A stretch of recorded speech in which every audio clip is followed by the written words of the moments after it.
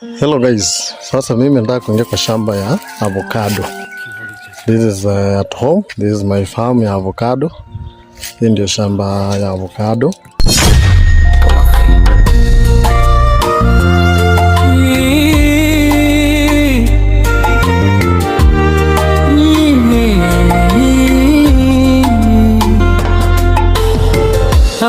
Choma choma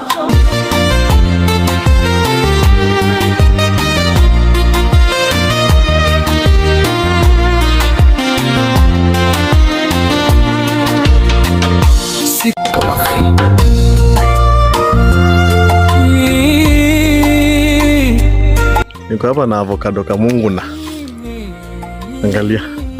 Na imeweka. Ni kamungu na yes, but imeweka. Angalia. Angalia. My friend.